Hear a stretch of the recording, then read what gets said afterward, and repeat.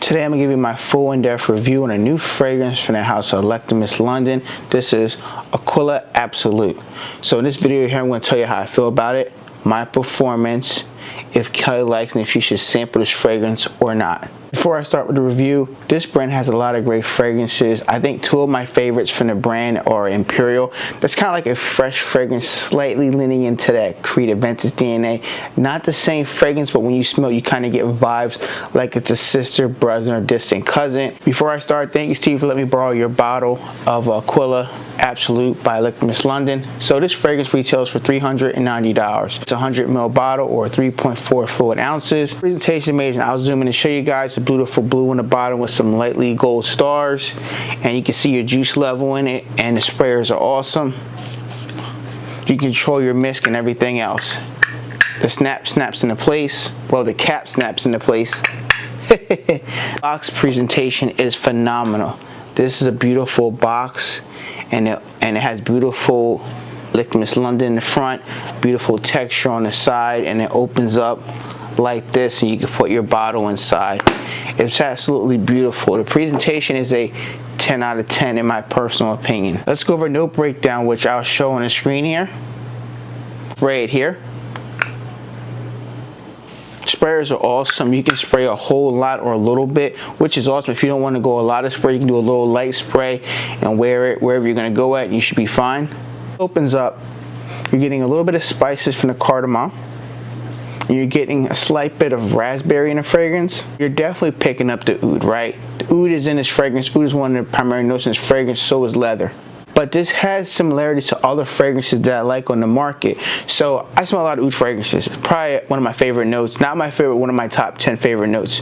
So this has a similarity to fragrances that are on the market like Louis Vuitton. I would say Nuit de Faux, which I love that fragrance. It's probably my favorite Louis Vuitton fragrance. Out of minus like the fresh fragrances, that's my favorite.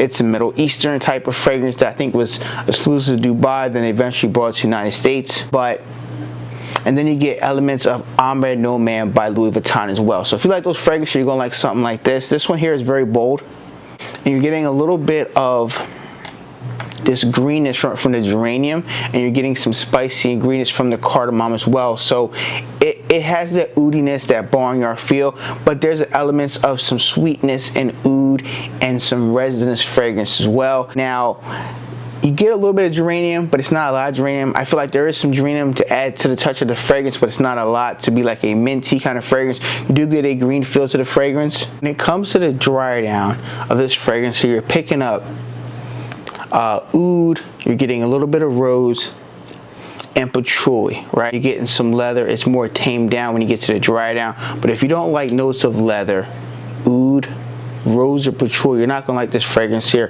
And I have to tell you guys that because people think this is gonna be a fresh fragrance because they see the blue and the gold bottle. It's not. There's elements, a little bit of a freshness from a geranium, but this is a dark incense, resins, oud, rose, leather combo fragrance. That everybody's not going to like this fragrance here. Some people might think might be off-putting by wearing a fragrance like this or smelling it on a significant partner or friend or so on and so forth. Talk about the performance. So I'm the only one testing this fragrance out. The first 2 hours is very full arm's length, very projection, is just heavy, in your face beast mode scent. So anybody that walks by is gonna catch wild for the fragrance. I feel like this fragrance will announce itself in the room before you announce yourself in the room, if that makes sense. It's very heavy and potent. Be careful with the sprays. 3 sprays might be your sweet spot. I do 1, 2, 3, and I'm good to go throughout the workday at my job. Have no complaints. Longevity, me, easy 10+ hours. I have no complaints. This one here has the components where it can get you through a workday and then some more. You might get an extra 2, 3, 4 hours on your skin. This is one you have to rub off your skin at the end of the day. So I go to work about 6 o'clock and I'm there for about a good 10 hours, 11 hours.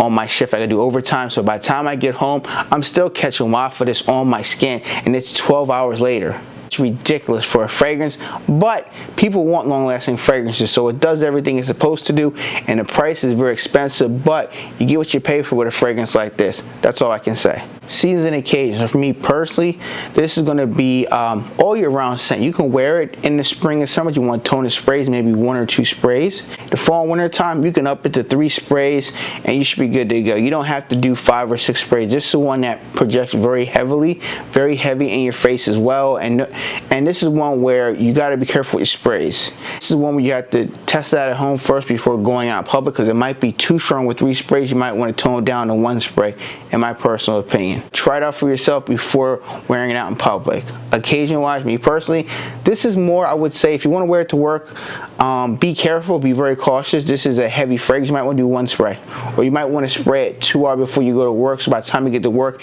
it's toned down. It's not going to choke anybody out.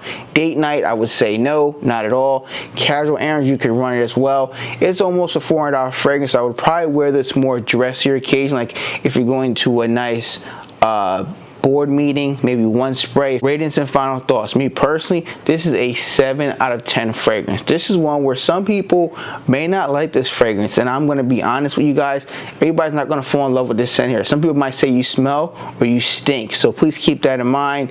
Take this video with a grain of salt. Get yourself a sample at Perfumology and try it out for yourself before committing to a $390 bottle or a $400 bottle at the end of the day, right? I'm not going to give it a perfect 10 because it smells like 2 other fragrances that I really do like at Louis Vuitton. That's Ombre Nomad and this Nuit de Faux. It has similarities because I think they all have oud and patchouli in it as well. So those type of notes are very familiar to me, and they smell like other fragrances that I smelled before this fragrance, what I'm talking about here. But it's still a good fragrance. It does have components to itself, so you should definitely check this out if you like notes of rose, oud, patchouli, and leather. You're gonna love something like this. If you tried any fragrance from the house of Electimuss London, what are your favorites? Drop your comments down below. If you're new to my channel, you like this type of content, please show support. It's absolutely free. Make sure you click that red subscribe button down below. Like the video if you like this type of content. We'll see more of it on YouTube, and don't forget to click the bell icon to miss any future content and giveaway announcements as well. Be safe, everyone. I care about all you guys around the world, and I'll catch my new video very soon. Peace.